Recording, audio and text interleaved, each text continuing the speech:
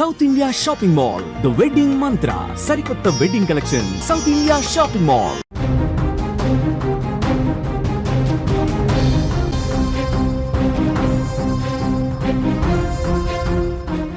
షహబాజ్ షరీఫ్ ఇవాల్టి వరకు ఇంట్లో సరిగ్గా నిద్రపోలేదు. రెప్ప మూస్తే చాలు అతనే కల్లోకొచ్చేస్తున్నారు. అతనెవరో కదూ, మన ప్రధాని నరేంద్ర మోదీ. బ్రహ్మోస్ క్షిపణి రూపంలో దూసుకొచ్చి పాకిస్తాన్లో విధ్వంసం సృష్టిస్తున్నాడు. అందుకే నిద్రలో కూడా మన భారత ప్రధాని మోదీని తలుచుకుంటూ దడుచుకుంటున్నాడు షహబాజ్ షరీఫ్. దిక్కులేని స్థితిలో ప్రపంచం చుట్టూ తిరుగుతూ భారత మిత్ర దేశాల దగ్గరకు వెళ్లి కాళ్లు పట్టుకుంటున్నాడు. దయచేసి మా దేశాన్ని వదిలేయండి, మాపై బాంబులు వేయకండి అంటూ వేడుకుంటున్నాడు.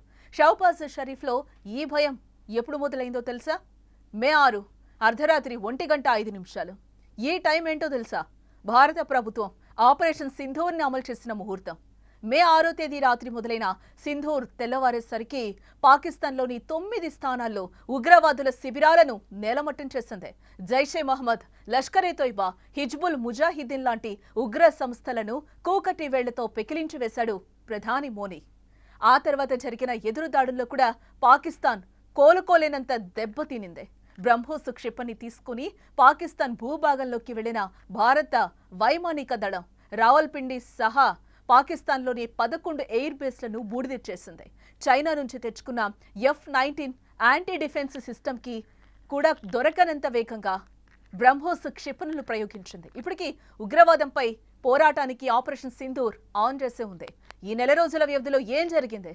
పాకిస్తాన్ చుట్టూ ప్రధాని మోదీ ఇంకా ఎన్ని ఎత్తుగడలు వేసి పెట్టారు? ఈ అంశాన్ని తెలుసుకుందాం. ఇక దీనికి సంబంధించిన మరింత సమాచారాన్ని మా న్యూస్ ఎడిటర్ తిరుమల అందిస్తారు. తిరుమల, నేటితో అయితే ఆపరేషన్ సింధూర్కి నెల రోజులు పూర్తి కావచ్చింది. అంటే ఆపరేషన్ ఇంకా ఆన్లోనే ఉందంటారా ఆపరేషన్ సింధూర్? మే 6వ తేదీ నుంచి ఇవాళకి కూడా ఆపరేషన్ సింధూర్ ఆన్లోనే ఉంది జానకి.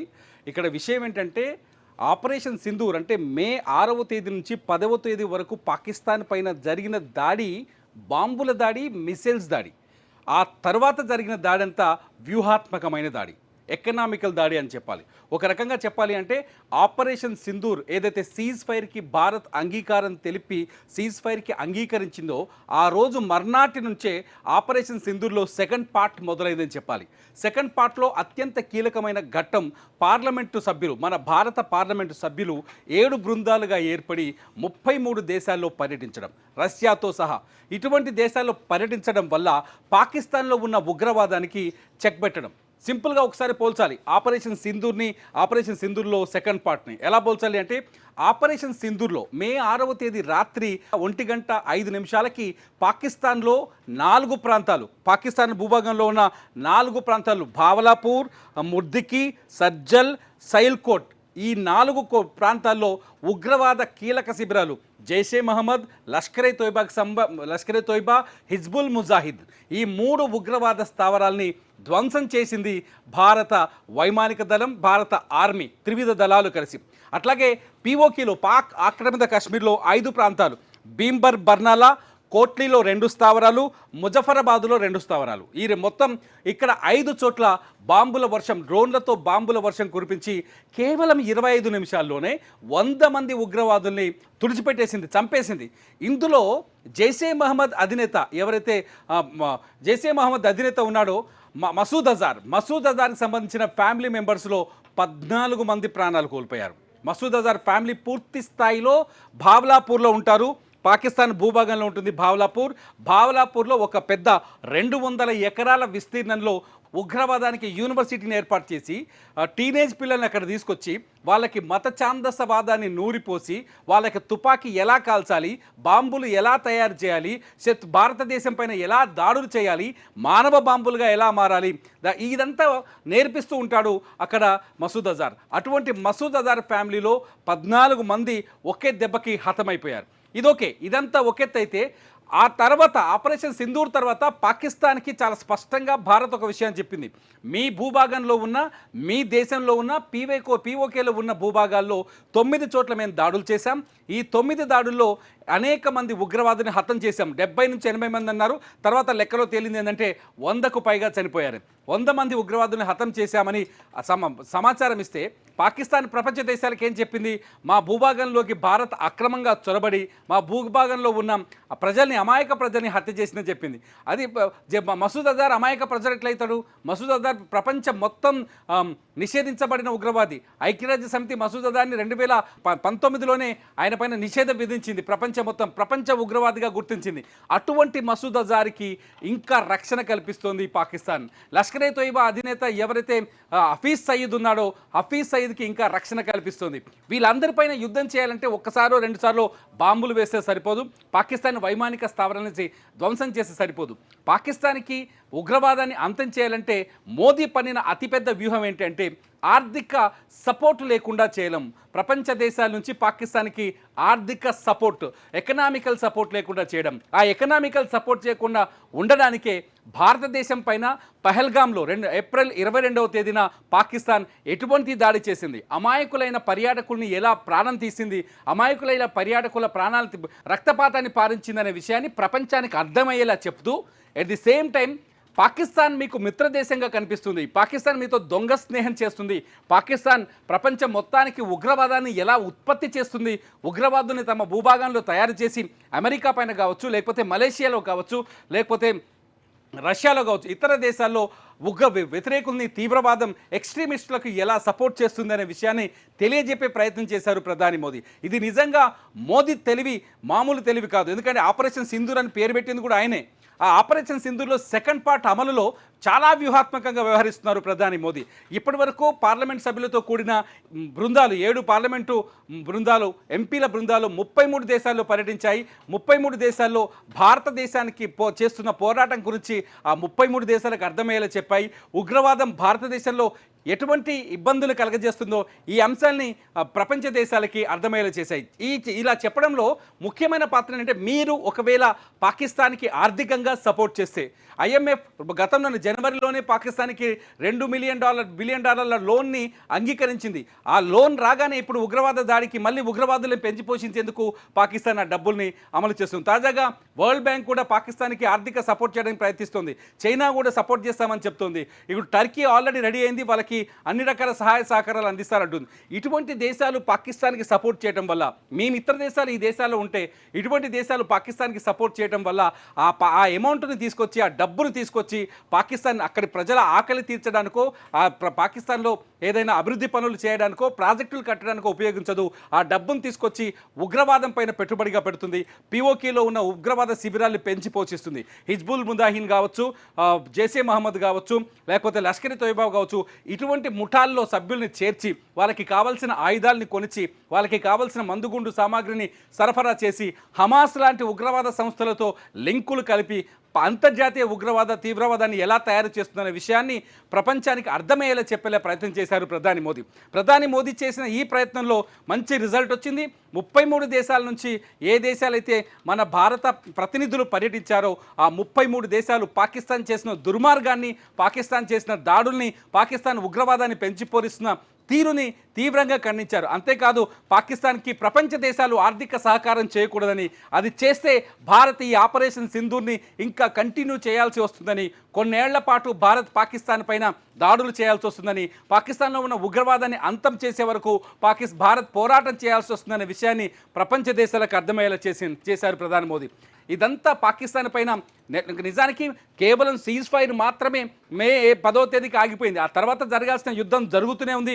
ఒక రకంగా ఆర్థికపరమైన యుద్ధం జరుగుతుంది, దౌత్యపరమైన యుద్ధం జరుగుతుంది. ఈ యుద్ధంలో పాకిస్తాన్ తీవ్రంగా దెబ్బతింటుందని చెప్పాలి. అందుకనే అజర్బైజాన్ లాంటి దేశాలకు వెళ్ళి, టర్కీ దేశానికి వెళ్ళి పాకిస్తాన్ ప్రధాని షహబాజ్ షరీఫ్ ఏం చేస్తున్నాడు, భారత్ పైన మేము ఓడిపోయామని చెప్పకనే గెలిచామని మొదలు పెడుతున్నాడు స్పీచ్. తర్వాత మమ్మల్ని తీవ్రంగా దెబ్బ కొట్టింది భారత్ అంటున్నాడు. గెలిచామంటున్నాడు, మేము తీవ్రంగా ఆర్థికంగా నష్టపోయామని చెప్తున్నాడు. గెలిచామంటున్నాడు, భారత్ పైన మాకు ఆర్థిక సహాయం కావాలని చెప్తున్నాడు. అంటే దొంగ మాటలు చెప్తాడు. మీరు అన్నట్టు ఇంతకుముందుకు ప్రారంభంలో షహబాజ్ షరీఫ్ ఇవాల్టి వరకు కంటి నిండా నిద్రపోలేదు. 2 రకాల సమస్యలు ఉన్నాయి. ఒకటి, భారత్ ఏ క్షణాన ఎటువంటి దాడి చేస్తుంది తమ పైన అనేది అర్థం కావట్లేదు. ఒక రకంగా దౌత్యపరమైన దాడిలో వెనకంజ వేశారు, పాకిస్తాన్ని ఒంటరిని చేస్తున్నారు ప్రపంచవ్యాప్తంగా. రెండో విధంగా సరిహద్దు నుంచి కావచ్చు, భారత భూభాగం నుంచి కావచ్చు, ఎటువంటి బ్రహ్మోస్ లాంటి మిస్సైల్స్ని ప్రయోగించి పాకిస్తాన్లో 11 ఎయిర్ బేస్ని ధ్వంసం చేసినట్టు ఏ క్షణాన ఎటువంటి దాడులు జరుగుతూ అర్థం కాని పరిస్థితి. అణుబాంబుల్ని కూడా ఏదైతే కిర్నా పర్వతాల్లో పాకిస్తాన్ స్థావరాన్ని ఏర్పాటు చేసుకుందో అటువంటి స్థావరం పైన కూడా భారత్ దాడి చేసిందనే చర్చ జరుగుతుంది. ఈ చర్చను బయట పెట్టడానికి పాకిస్తాన్కి సాహసం చేయలేకపోతుంది. అందుకనే ట్రంప్ దగ్గరకో లేకపోతే జిన్పింగ్ దగ్గరకో లేకపోతే ఎక్కడికో వెళ్ళి కాళ్ళ వెళ్ళ పడుతుంది పాకిస్తాన్ ప్రభుత్వం. అందుకనే డొనాల్డ్ ట్రంప్ పదే పదే ఎందుకు చెప్పుకుంటున్నాడంటే భారత్ అడకపోవచ్చు సీజ్ ఫైర్ కోసం, కానీ పాకిస్తాన్ ఖచ్చితంగా అమెరికాని అడిగుంటుందని ఒక చర్చ జరుగుతుంది. పాకిస్తాన్ అడగటం వల్లే సీజ్ ఫైర్కి భారత్ అంగీకారం వేరే ఉద్దేశంతో చేసిన అమెరికా చేసినట్టు అవుతుందనే ఒక చర్చ జరుగుతుంది. ఇదంతా చూస్తుంటే మోదీ గర్జించే సింహంలా కనిపిస్తున్నారు పాకిస్తాన్కి. మోదీని చూస్తే పాకిస్తాన్ ప్రజలు కూడా ఇవాళ గౌరవించే పరిస్థితులు ఉంది. ఎందుకంటే చాలా స్పష్టంగా మోదీ చెప్తున్నారు మొదటి నుంచి, మీ దేశంలో మీ ఉగ్రవాదం పైన మీరు తిరగబాటు చేయకపోతే మీ దేశానికి భవిష్యత్తు లేదు. భారత్ ఎప్పటికైనా మీ దేశాన్ని ధ్వంసం చేయాల్సి వస్తుంది. ఆ ధ్వంసంలో మొట్టమొదటి నష్టపోయేది పాకిస్తాన్ ప్రజలు అని హెచ్చరిస్తూ వస్తున్నారు ప్రధాని మోదీ. ఇదంతా చూస్తుంటే పరోక్షంగా పాకిస్తాన్ ప్రజల్ని కూడా హెచ్చరిస్తున్నారు మోదీ. పాకిస్తాన్ ప్రజలు కూడా మోదీని అభిమానించే పరిస్థితి ఏర్పడింది వాళ్ళు. ఎందుకంటే పహల్గాం దాడి నుంచి ఆపరేషన్ సింధూర్ వరకు ఏం జరిగింది అనేది కూడా మనం చూసాం. ఇదే నేపథ్యంలోనే సింధు జలాలు లేవు, సంధి కూడా లేదని కూడా ఆయన కరాఖండిగా చెప్పిన పరిస్థితి కూడా మనం చూసాం. ఎగ్జాక్ట్లీ సింధు జలాల విషయంలో భారత ప్రభుత్వం చాలా స్పష్టంగా ఉంది. ఉగ్రవాదం పైన పాకిస్తాన్ స్పష్టతకు రావాలి. పాకిస్తాన్ ఉగ్రవాదాన్ని అంతం చేయాలి. భారత్ ఎవరెవరి పేర్లైతే చెప్పిందో ఆ ఉగ్రవాదుని భారతదేశానికి అప్పజెప్పాలి. పిఓకే నుంచి పాకిస్తాన్ ఖాళీ చేసి వెనక్కి వెళ్ళిపోవాలి. పిఓకేని భారత్కి అప్పగించాలి. ఇవన్నీ జరిగితే తప్ప సింధు జలాల్ని పాకిస్తాన్ భూభాగంలోకి రానివ్వమని సింధు జలాల ఒప్పందాన్ని రద్దు చేసింది భారత ప్రభుత్వం. ఇప్పటికీ ఈ నెల రోజుల్లోనే పాకిస్తాన్ భారత ప్రభుత్వానికి 4 సార్లు లేఖలు రాసింది. పాకిస్తాన్ జలవనరుల శాఖ సింధు జలాలపైన కూర్చొని చర్చిద్దామని, సింధు జలాలు లేకపోతే మా పాకిస్తాన్ ఎడారిగా మారిపోతుందని చాలా ఓపెన్గానే చెప్తోంది. ఇప్పటికే సింధు నది పాకిస్తాన్లో 80% వ్యవసాయ భూభాగాన్ని ప్రభావితం చేస్తుంది. 80% వ్యవసాయం కేవలం సింధు జలాలపైన ఆధారపడి ఉంటుంది. పంజాబ్ ప్రావిన్స్ కావచ్చు, సింధు ప్రావిన్స్ కావచ్చు, కరాచీ ఏరియా కావచ్చు, హైదరాబాద్ ప్రావిన్స్ కావచ్చు, ఇవన్నీ పాకిస్తాన్లోని హైదరాబాద్ ప్రావిన్స్ కావచ్చు, ఇవన్నీ కలిపితే సింధు జలాలతోనే ఆ ఏరియా సస్యశ్యామలంగా ఉంటుంది. సింధు జలాలు ఆగిపోతే ఆ ప్రాంతంలో ఖచ్చితంగా కరువు విలయతాండవం చేసే అవకాశం ఉంది. ఈ కరువును ఎదుర్కోవాలి అంటే ఖచ్చితంగా పాకిస్తాన్ ఒక పని చేయాలి. 2 పనులు ఖచ్చితంగా చేయాలి. ఒకటి, ఉగ్రవాదం పైన తిరగబడాలి. రెండోది వచ్చేసి పిఓకేని భారత్కు అప్పగించాలి. మొత్తానికి ప్రధాని మోదీ వ్యూహాత్మకమైన అడుగులు వేస్తున్నారు. ప్రధాని మోదీ భారత సార్వభౌమాధికారాన్ని, భారత శక్తి సామర్థ్యాన్ని, భారత ఆయుధ సామాగ్రి శౌర్యాన్ని ప్రపంచానికి అర్థమయ్యేలా చెప్తారని మాత్రం మనం చెప్పాలి. జానకి రైట్ తిరుమల్. మొత్తంగా మనం చూసుకుంటే ఆపరేషన్ సింధూర్కి 1 రోజులు కంప్లీట్ అయ్యాయి. నేటితో కూడా ఎలాంటి పరిస్థితులు ఎదుర్కొన్నాం, ఆ దాడి తర్వాత నుంచి కూడా మనం ఆపరేషన్ సింధూర్ వరకు కూడా ఎలాంటి పరిస్థితులు ఎదుర్కొన్నాం అనేది కూడా మనకి కళ్ళకు కట్టినట్టు ఈ రోజు కూడా మనకి ఇంకా కనిపిస్తున్న పరిస్థితి కనిపిస్తుంది. సింధు జలాలు సంధికైతే మేము రాము అని కూడా మోదీ కరాఖండిగా చెప్పారు. మేము సంధికి రావాలి అంటే ఉగ్రవాదం అంతం అవ్వాలి అని కూడా ఆయన క్లియర్గా చెప్పిన పరిస్థితి అయితే మనకి కనిపిస్తుంది. ఇప్పటి వరకు కూడా ఆపరేషన్ సింధూర్ ఇంకా ఆన్లోనే ఉంది అని కూడా ఇంకా మన మోదీ చెప్పకనే చెప్తున్న పరిస్థితి కనిపిస్తుంది. భారత మిత్ర దేశాల దగ్గరకు వెళ్లి కాళ్ళు పట్టుకుంటున్నాడు. దయచేసి మా దేశాన్ని వదిలేయండి, మాపై బాంబులు వెయ్యకండి అంటూ కూడా వేడుకుంటున్న పరిస్థితి కనిపిస్తుంది. షహబాజ్ షరీఫ్లో ఈ భయం ఎప్పుడు మొదలైందో తెలుసా?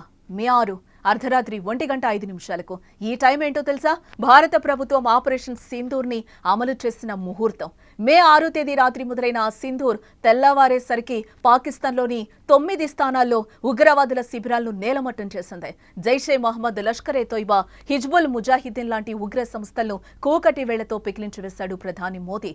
ఆ తర్వాత జరిగిన ఎదురు దాడుల్లో కూడా పాకిస్తాన్ కోలుకోలేనంత దెబ్బతింది. బ్రహ్మోస్ క్షిపణిని తీసుకుని పాకిస్తాన్ భూభాగంలోకి వెళ్లిన భారత వైమానిక దళం రావల్పిండి సహా పాకిస్తాన్లోని 11 ఎయిర్ బేస్లను బూడిద చేసింది. చైనా నుంచి తెచ్చుకున్న F-19 యాంటీ డిఫెన్స్ సిస్టమ్ కి కూడా దొరకనంత వేగంగా బ్రహ్మోస్ క్షిపణులను ప్రయోగించింది. ఇప్పటికీ ఉగ్రవాదంపై పోరాటానికి ఆపరేషన్ సింధూర్ ఆన్ చేసే ఉందని చెప్పకనే చెప్తున్నారు మోదీ.